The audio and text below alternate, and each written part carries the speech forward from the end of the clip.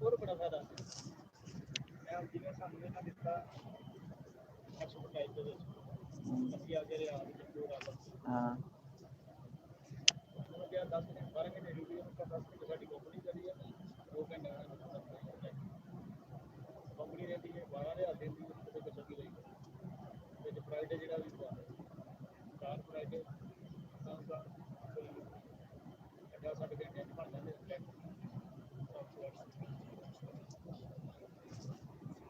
ਜਦੋਂ ਪਤਾ ਲੱਗ ਜਾਂਦਾ ਸੀ ਨਾ ਬੰਦੇ ਛੱਡੇ ਹੁੰਦੇ ਕੌਣ ਫਿਰ ਕੀ ਫਿਰ ਆ ਦੇਣਾ ਹੁੰਦਾ ਸੀ ਕਿ